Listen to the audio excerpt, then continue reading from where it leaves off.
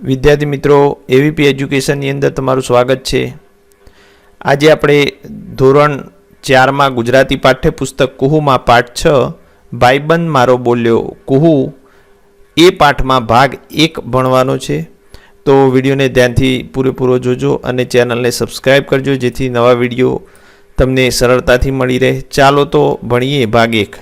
અહીંયા એક ગીત આપેલું છે, જે ગીત આપણે ગાવાનું છે, બરોબર?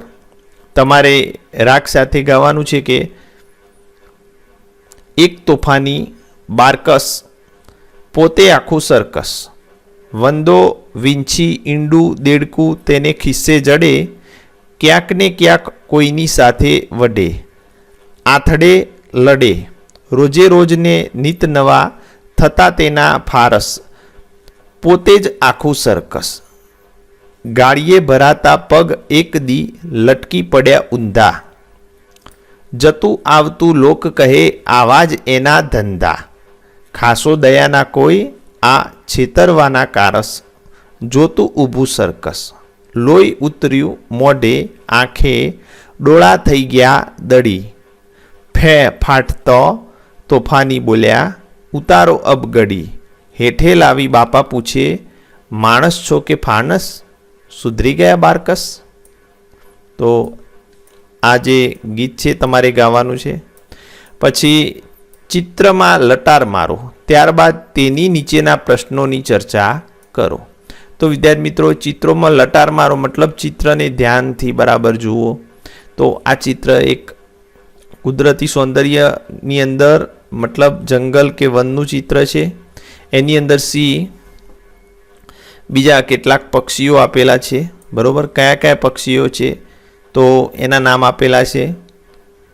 પછી અહીંયા એક બીજું પ્રાણી છે લીલા કલરનું, તો આ બધા પ્રાણીઓ તમારે જોવાના છે।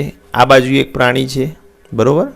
હવે નીચે જે પ્રશ્નો આપેલા છે એના જવાબ આ ચિત્ર પરથી તમારે આપવાના છે। તો ચિત્રમાં બતાવેલી જગ્યા ગામ કે શહેરથી કેટલી દૂર હશે એવું તમને શાના કારણે લાગ્યું, બરોબર? તો એનો જવાબ આપણે લખીએ। ચિત્રમાં બતાવેલી જગ્યા ગામ કે શહેરથી ઘણી દૂર હશે કારણ કે ચિત્રમાં ગીચ જાડી છે, વળી સિંહ જેવું હિંસક પ્રાણી છે। એટલે સિંહ જેવું પ્રાણી હોય એ તો જંગલમાં જ હોય અને એ શહેરથી દૂર હોય, બરોબર? એના પછી ચિત્રમાં કયા કયા પ્રાણી પક્ષી છે તો બીજો પ્રશ્ન છે વિદ્યાર્થી મિત્રો, ચિત્રમાં સિંહ, જરખ, કાચિંડો, ગીધ, ગરુડ અને મરેલો હંસ જેવા પક્ષી પ્રાણી છે, બરોબર? એના પછી ત્રીજો પ્રશ્ન છે, તેઓ શું કરી રહ્યા છે કેમ? ત્રીજો પ્રશ્ન, એનો જવાબ, તેઓ ખોરાક માટે એક શિકાર પર તરાપ મારી રહ્યા છે। શિકાર એક છે અને તેઓ બધા એકના ઉપર તરાપ મારી રહ્યા છે। તમે તેમાંથી કયા પ્રાણી પક્ષી વિશે પહેલી વાર જાણ્યું, બરોબર? તો તમે કયા પ્રાણી પક્ષી વિશે પહેલી વાર જાણ્યું? તો અહીંયા આપણે જો બધા પ્રાણીઓ વિશે જાણતા હોઈએ તો લખી શકીએ કે હું પહેલેથી જ બધા પ્રાણીઓ વિશે જાણું છું, બરોબર? પછી કઈ વાતની તમને નવાઈ લાગી? તો આમ તો બધા પ્રાણીઓ એક જ શિકાર પર તૂટી પડ્યા એ વાતની આપણને નવાઈ લાગી શકે। તો અહીંયા આપણે લખી શકીએ કે બધા પ્રાણી પક્ષી શિકાર પર તૂટી પડ્યા એક જ, બરોબર? એ વાતની મને નવાઈ લાગી। ચલો, પશુ પક્ષી ઉપરાંત ચિત્રમાં શું શું છે તો એનો જવાબ આપણે લખીએ। પશુ પક્ષી ઉપરાંત ચિત્રમાં ઊંચા વૃક્ષો, નાના છોડ, ઘાસ અને બંદૂક છે, બરોબર? આ ચિત્રમાં જે ઘટના બતાવી છે તે પહેલાં શું બન્યું હશે? તો આપણે કલ્પના કરવાની છે। આ ચિત્રમાં જે ઘટના બતાવી છે તે પહેલાં શિકારી બંદૂક લઈને આવ્યો હશે તથા પશુઓ પક્ષીઓ સામસામે લડ્યા હશે, બરોબર? કેમ કે એમાં બંદૂક પણ પડી છે ચિત્રમાં। હવે પછી શું થશે? તો જેના હાથમાં શિકાર આવશે એ શિકાર લઈ ભાગી જશે, તેઓ હાથમાં આવેલો શિકાર લઈ ભાગી જશે. બરાબર, તો આ રીતે આપણે લખવાનું છે. ચલો, એના પછી આપેલું છે ચિત્રનું મસ્ત મજાનું વર્ણન લખો. જંગલ, ચિત્ર, પ્રાણી, પક્ષી શબ્દ વધુમાં વધુ 2 વાર વાપરી શકો. તો અહીંયા આપણે ચિત્રનું વર્ણન કરવાનું છે. બરોબર, પહેલાં શું થયું હશે? તો જંગલમાં શિકારી બંદૂક લઈને આવ્યો હશે તથા કોઈ પ્રાણી પર જંગલી જાનવરે હુમલો કરીને તેને મારી નાખ્યું હશે. ચલો, એના પછી બીજો મુદ્દો આપ્યો, ચિત્રમાં શું શું થઈ રહ્યું છે. બરાબર, તો એના વિશે આપણે લખીએ. તો મરેલા પ્રાણી પર ગીધ, ગરુડ જેવા પક્ષીઓ તરાપ મારવા આવી પડેલા દેખાય છે. તે સાથે જ સિંહ પણ તરાપ મારતો જણાય છે. તે ઉપરાંત જરખ અને કાચિંડો પણ ત્યાં આવી રહેલા જણાય છે. તો બધા પ્રાણીઓ ત્યાં આવી ગયા છે. બરાબર, હવે આપણે આપણી રીતે લખવાનું કે પછી શું થશે. તો આપણે જાણીએ છીએ કે સિંહ આવતા જ કદાચ બીજા પક્ષીઓ અને પશુઓ ભાગી જશે અને સિંહ જ શિકાર પર પોતાનો હક જમાવશે. કેમ કે આપણે જાણીએ છીએ કે સિંહ, વિદ્યાર્થી મિત્રો, સૌથી શક્તિશાળી અને જંગલનો રાજા કહેવાય. તો એ આવી જાય તો બાકીના પશુ પક્ષી શિકાર છોડી અથવા મૂકીને ભાગી જશે. બરાબર, ચલો એના પછી આપણે જોઈએ પક્ષીઓ સાથે કુંજન કરીએ. બરાબર, સવાર. તો અહીં એક ગીત આપેલું છે જે સુધીર દેસાઈ નામના કવિએ લખેલું છે. તો તમારે ધ્યાનથી એ ગાવાનું છે. એ આપણે સાંભળીએ વાંચીને.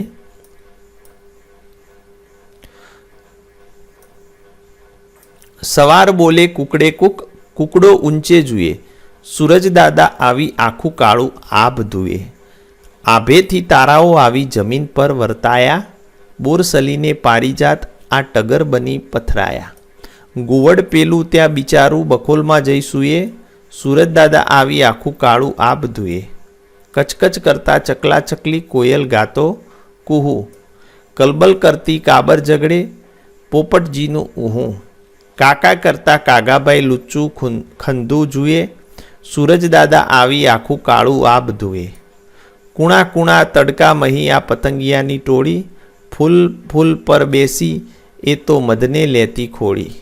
અંધારાના દરની માટી અળસિયાઓ ખૂએ, સૂરજ દાદા આવી આખું કાળું આભ ધુએ. તો અહીં તમારે આ જે ગીતડું આપેલું છે એ સમજવાનું છે.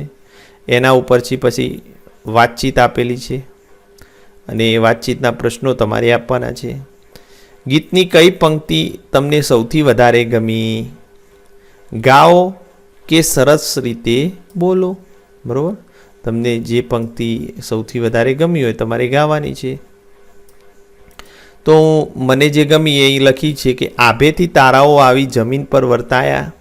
ગીતની આ પંક્તિ મને સૌથી વધારે ગમી. તમને જે પંક્તિ સૌથી વધારે ગમી હોય તમે લખી શકો છો. કઈ પંક્તિઓ સાંભળતા તમને એમ લાગ્યું કે એવું તો તમે જોયું છે? તો અહીંયા આપણે જોઈએ, કુણા કુણા તડકા મહી આ પતંગિયાની ટોળી, ફૂલ ફૂલ પર બેસી એ તો મધને લેતી ખોલી. આ પંક્તિઓ સાંભળતા મને એમ લાગ્યું કે એવું તો મેં જોયું છે. બરાબર, તો એમ જોયું હોય તો આપણે એ લખવાનું છે. તમે સવારે ઉઠીને સૌથી પહેલાં શું કરો છો? તમારી પહેલી 3 ક્રિયા કહો. તો દરેક વ્યક્તિ અલગ અલગ ક્રિયા કરતા હોય છે. મોટાભાગે સરખી હોય, પરંતુ સવારે ઉઠીને તમે શું કરો છો એ લખવાનું છે. સવારે ઉઠીને સૌથી પહેલાં હું પ્રાર્થના કરું છું, પછી 2 ગ્લાસ ગરમ પાણી પીવું છું, ત્યારબાદ સ્નાનાદિ ક્રિયા કરું છું. દરેકની ક્રિયાઓ અલગ અલગ હોય. એના પછી સવાર થયા પછી ઘરની કઈ કઈ વસ્તુઓ એક બાજુ મૂકી દેવાય કે બંધ કરી દેવાય? તો સવાર થયા પછી એટલે કે રાત્રે જે વસ્તુઓ આપણે વાપરી હોય, બરાબર, સવાર થઈ એટલે અમુક વસ્તુઓ આપણે જરૂર ના પડે તો એને આપણે મૂકી દઈએ. તો સવાર થયા પછી ઘરના ગાદલા, ઓશિકા, ખાટલા વગેરે એક બાજુ મૂકી દેવાય. ગાદલા કબાટમાં પણ બંધ કરી દેવાય, કેમ કે હવે સવાર થઈ એટલે ગાદલાની જરૂર નથી, તો એમને એક બાજુ મૂકી અને બંધ કરી દેવાય. ઘરની કઈ કઈ વસ્તુઓ સવાર પડ્યા પછી કામ માટે કાઢવાની થાય? તો સવાર પડે અને પછી જે વસ્તુઓ આપણા કામમાં હોય, સવારે જે જરૂર પડે વસ્તુઓ, એના નામ આપણે અહીંયા લખવાના છે. તો નીચેની વસ્તુઓ સવાર પડ્યા પછી કામ માટે કાઢવાની થાય. સૌથી પહેલાં આપણે ઉઠીને બ્રશ કરીએ, બરાબર. એના પછી સ્નાન કરવા માટે સાબુની જરૂર પડે, ચા મૂકવા માટે દૂધ, ચા, ખાંડના ડબ્બા, પછી ઘરનો જો કચરો વાળવાનો હોય સાવરણીની જરૂર પડે. એના સિવાય ઘણી બધી એવી વસ્તુઓ છે કે આપણે સવારે ઉઠીને તરત જરૂર પડતી હોય છે, તો તમારે લખવાની છે, બરાબર.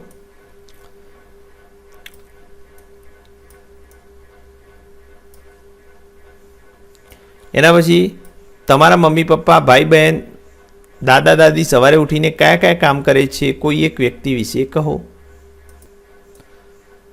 તો અહીંયા આપણે જોઈએ,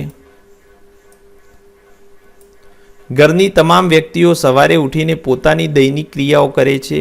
મમ્મી સ્નાનાદિથી પરવારીને બધા માટે ચા નાસ્તો તૈયાર કરે છે, પપ્પા માટે ટિફિન તૈયાર કરે છે અને ઘરની સફાઈ કરે છે, બરાબર.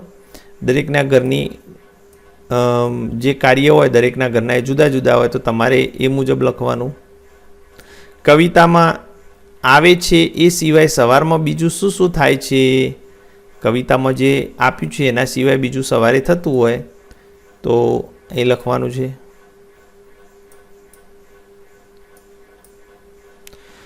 કવિતામાં આવે એ સિવાય સવારમાં મંદિરે જવાય, છાપું વંચાય, રસોઈ થાય, પાઠ પૂજા થાય, ઘરની સફાઈ થાય, બરાબર.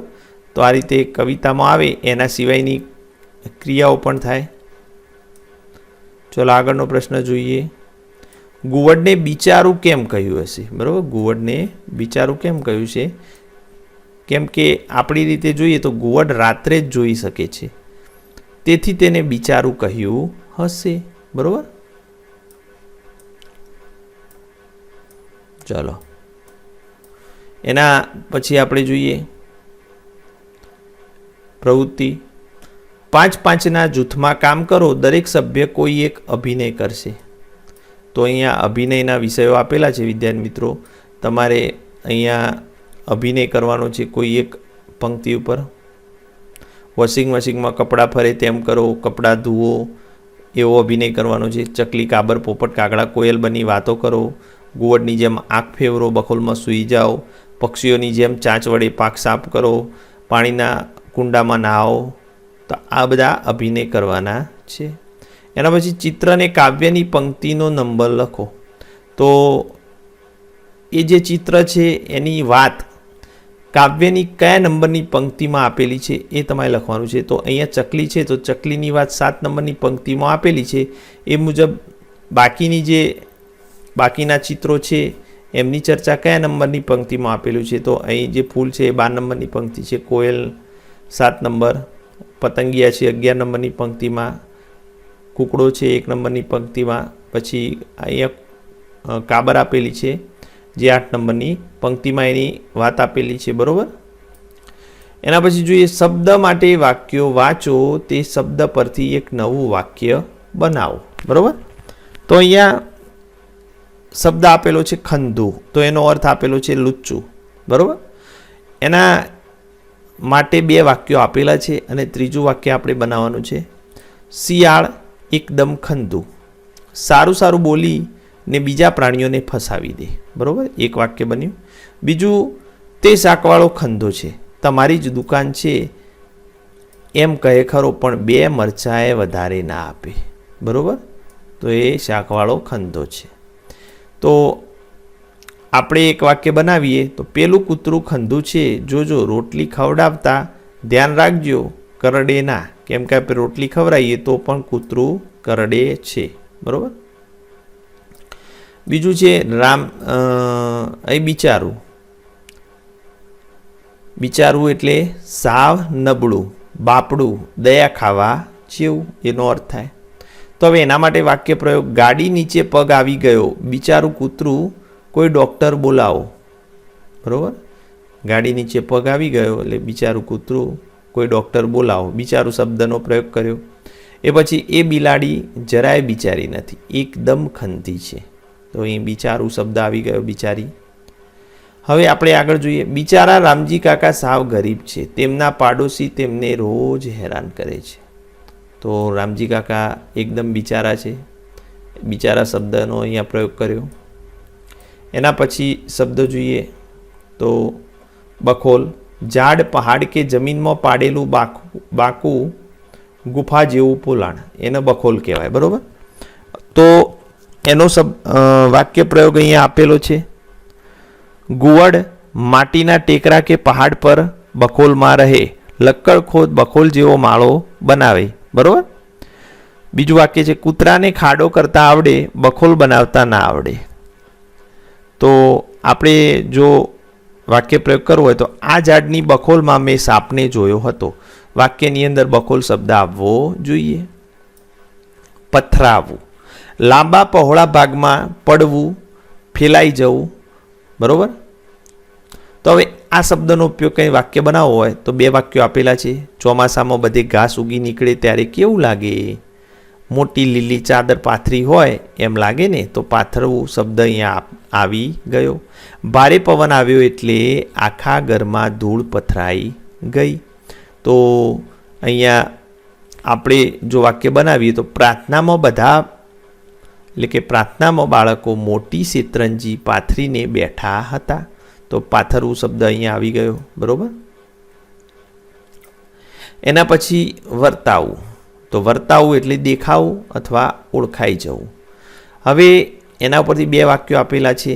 મમ્મી ખૂબ દૂર ઊભા હતા છતાં મયંકને વર્તાઈ ગયું. બરાબર. બીજું વાક્ય છે. સંગીતા ગમે ત્યાં જાય તેની આવડતને કારણે વર્તાઈ જાય. તો દેખાઈ જાય, ઓળખાઈ જાય. બે શબ્દો અહીંયા વર્તાઈ આવી ગયા. તો આપણે વાક્ય બનાવીએ. પ્રજ્ઞાચક્ષુ લોકો તેમના મિત્રોને તેમના અવાજથી જ વર્તી કાઢે છે. બરાબર. તો આ રીતે વાક્ય બનાવવાનું. એના પછી શબ્દ છે ખૂએ, એટલે ખોદે, ઉપર નીચે કરે. બે વાક્યો બનાવેલા છે. વાવણી પહેલાં ખેડૂત હળથી ખેતર ખૂએ. બરાબર. બીજું વાક્ય. બગીચાની જમીનને 15-20 દિવસે ખૂવી પડે તો જ ફૂલ છોડ સારા થાય. હવે જો આપણે વાક્ય બનાવવું હોય વિદ્યાર્થી મિત્રો તો આપણે આવી રીતે બનાવીશું. અળસિયા ખેડૂતના મિત્રો છે કારણ કે તે જમીનને ખૂએ છે અને ફળદ્રુપ બનાવે છે. બરાબર. હવે એમ કહેવામાં આવે છે કે એકવાર સવાલ લલકારો, એટલે કે જે કાવ્ય આવ્યું ઉપર ગીત એ લલકારો એટલે ગાઓ. બરાબર. પછી તમારે આ પ્રશ્નનો જવાબ આપવાનો છે. કવિતામાં આવતા પક્ષીઓના નામ લખો. તો કવિતાની અંદર વિદ્યાર્થી મિત્રો કૂકડો, ગુવડ, ચકલી, કાબર, પોપટ, કાગડો, કોયલ પક્ષીઓ આવે છે. એના પછી કવિતામાં આવતા અને એક જ જગ્યાએ રહેતા સજીવોના નામ લખો.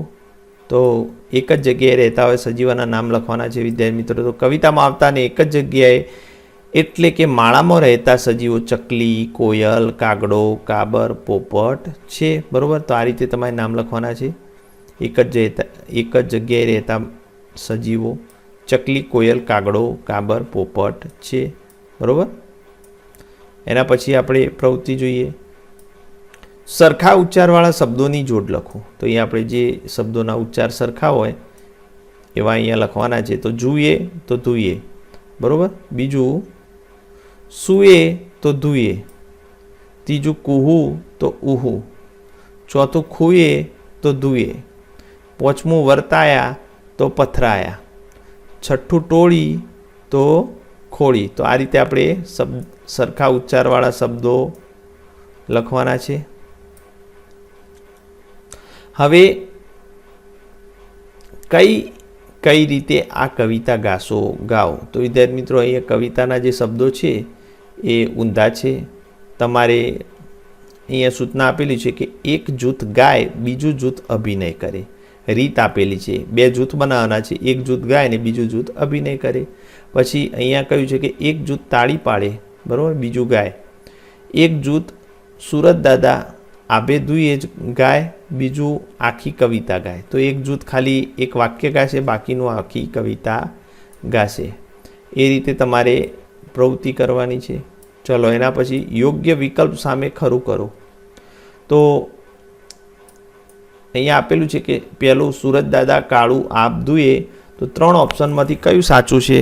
તો અહીંયા પ્રથમ ઓપ્શન વિદ્યાર્થી મિત્રો સાચું છે કે અજવાળું થતાં આકાશ ઉજળું લાગે એટલે આપ ધુએ, મતલબ એ જે અંધારું છે એ જતું રહે છે અને અજવાળું થાય છે. એના પછી બીજું જોઈએ, તારા જમીન પર વર્તાયા.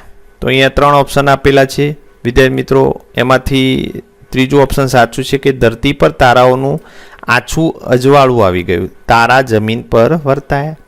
તો પહેલું ઓપ્શન હતો તારા જમીન પર આવી ગયા. તો તારા જમીન પર આવે નહીં.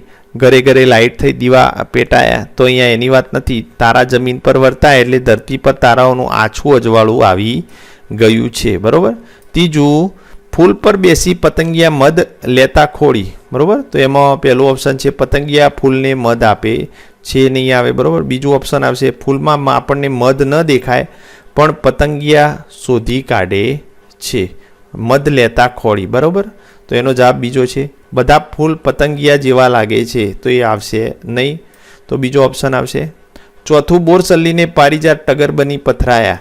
તો એમાં પહેલું છે બોરસલ્લી અને પારિજાત ફૂલ ટગરના ફૂલની જેમ જમીન પર વેરાયા છે. તો પહેલો ઓપ્શન આવશે. બરાબર. બીજા બે આવશે નહીં. એના પછી છે કાવ્યની તમને ગમતી 3 પંક્તિ પાઠની જેમ લખો. તે માટે જરૂરી શબ્દ ઉમેરો કે દૂર કરી શકો છો. તો એ પાઠની જેમ લખવાનું છે વિદ્યાર્થી મિત્રો. આપેલી જે પંક્તિ હોય એને ઉદાહરણ તરીકે સવાર બોલે કુકડે કૂક, કુકડો ઊંચે જોઈએ. બરાબર. તો એને પાઠની જેમ લખી છે કે કુકડો ઊંચે જોઈને બોલે ત્યારે જાણે કે સવાર કુકડે કૂક બોલતી હોય એમ લાગે છે. તો પાઠની જેમ વાક્ય બનાવવાનું છે. તો અહીં આપણે બનાવેલું છે. પહેલી પંક્તિ છે સુરજદાદા ધુએ. એ પંક્તિને આપણે પાઠની જેમ લખી છે કે સવાર થતાં અજવાળું થાય ત્યારે જાણે કે સૂરજદાદા સમગ્ર આભનું અંધારું ધોતા હોય એમ લાગે છે. બીજી પંક્તિ છે કચકચ કુહુ. એ પંક્તિ છે એને જો આપણે પાઠની જેમ લખવી હોય, બરાબર, તો અહીંયા આપણે લખેલી છે કે સવાર થતાં ચકલા ચકલી ચી ચી કરી મૂકે છે અને કોયલ કુહુ કુહુ ગાય છે. તો આપણે પાઠની જેમ લખવાની છે. ત્રીજા નંબરે પંક્તિ અંધારાના ખૂએ. એ પંક્તિ જે છે કાવ્યમાં એને જો પાઠની જેમ લખવી હોય તો સવાર થતાં અળસિયાઓ માટી ખાય છે ત્યારે જાણે કે અળસિયા દરની માટી ખોદી નાખતા હોય એમ લાગે છે. બરાબર. તો આ રીતે લખવાનું છે. બરાબર. હવે વિદ્યાર્થી મિત્રો અહીં પાઠ જેવી વાક્યરચના લખ્યા પછી આગળ જે મુદ્દો આપેલો છે કહ્યું છે કે વર્ગના બીજા મિત્રોએ શું લખ્યું છે તે સાંભળો અને તેમાંથી તમને ગમી ગયેલા વાક્યો અહીં નોંધો. તો તમારા મિત્રોએ જે આ રીતે વાક્યો બનાવ્યા હોય અહીં એમાંથી તમને જે ગમે એ વાક્ય તમારે અહીંયા લખવાના છે. મેં લખેલા છે, તમે જોઈને લખી શકો છો. બરાબર. એના પછી સવાર પડતા શું થાય છે, પક્ષી જીવજંતુ વગેરે શું કરે છે તે તમે જાણ્યું. સાંજ પડતા શું શું થતું હશે તે બધા શું કરતા હશે લખો. તો અહીંયા આપેલું છે પક્ષી શું કરે, તો પક્ષી પોતાના માળામાં પાછા ફરે છે. બરાબર. વૃક્ષ શું કરે સાંજ પડે, તો વૃક્ષ ખોરાક બનાવવાની ક્રિયા બંધ કરે છે. જીવજંતુ શું કરે, તો તે પોતાના દરમાં ભરાઈ જાય છે. બરાબર. અને પછી આકાશ, તો આકાશ ધીરે ધીરે અંધારું થવા લાગે છે અને તારા કે ચંદ્રનો પ્રકાશ ધરતી પર રેલાય છે. બરાબર. રાત્રે તારા અને ચંદ્ર દેખાય છે, એનો પ્રકાશ ધરતી પર રેલાય છે. તમારા ઘરમાં શું થતું હોય રાત્રે, તો બહાર ગયેલા કુટુંબના બધા સભ્યો સાંજે ઘેર આવે છે, સાથે બેસી જમે છે, ટીવી જુએ છે અને વાતો કરે છે. દરેકના ઘરે જે ક્રિયા થતી હોય તમે લખી શકો છો. ચલો એના પછી છે આપેલા જવાબ માટે કયો પ્રશ્ન પૂછવો પડે, કેવો, કેવી, કેવું, કેવા, કે કેવા. તમારે એનો ઉપયોગ અહીંયા કરીને પ્રશ્ન લખવાનો છે. ઉદાહરણ તરીકે રાતનું આકાશ કાળું છે, તો અહીંયા પ્રશ્ન પૂછેલો છે કે આકાશ કેવું, તો જવાબ છે કાળું. બરાબર. એ રીતે હવે આપણે બનાવવાનું છે કે અળસિયાનું દર અંધાર્યું છે, તો આપણે લખી શકીએ દર કેવું, તો જવાબ થાય અંધાર્યું, બરાબર. પછીનું વાક્ય છે સવારનો તડકો કૂણો છે, તડકો કેવો, તો કૂણો, બરાબર. ત્રીજું કાગડાભાઈ લુચ્ચા છે, તો કાગડાભાઈ કેવા, તો લુચ્ચા. અહીંયા કેવું, અહીંયા કેવો, અહીંયા કેવા, બરાબર. એ રીતે કાબર ઝઘડાખોર છે, તો કાબર કેવી, તો ઝઘડાખોર, બરાબર. પાંચમું સવાર થતાં ગુવડ બિચારું થઈ ઊંઘી જાય છે, તો ગુવડ કેવું, બિચારું, બરાબર. છઠ્ઠું બોરસલ્લી અને પારિજાતના ફૂલ ટગર જેવા લાગે છે, ફૂલ કેવા, તો ટગર જેવા. સાતમું પતંગિયાની ટોળી મધ શોધવામાં જાસૂસ જેવી છે, પતંગિયાની ટોળી કેવી, તો જાસૂસ જેવી. તો આ રીતે તમારે પ્રશ્નો બનાવીને લખવાના છે. કવિતા સિવાયની વાત ઉમેરો ને, તો કવિતા સિવાય જે વાતો હોય તમારે ઉમેરવાની છે. ઉદાહરણ અહીંયા આપેલું છે કે આજ સવારે ઉઠીને મેં જોયું કે, આ વાક્ય તમે આગળ લખી શકો છો, બરાબર. અને એના પછી તમે આગળ તમારા શબ્દો ઉમેરી અને ગીત લખી શકો છો. પછી તમારે ગીત ગાવાનું છે, એક તોફાની બારકસવાળું ગીત ગાઈ અને પછી તમારે એના પછી હવે જે પાઠ છે, બરાબર, એ ભણવાનો છે, બરાબર. આગળ હવે આપણે આ વાર્તા ભાગ 2માં ભણીશું, બરાબર વિદ્યાર્થી મિત્રો. તો ચેનલને સબસ્ક્રાઈબ કરજો જેથી નવા વિડીયો તમને સરળતાથી મળી રહે.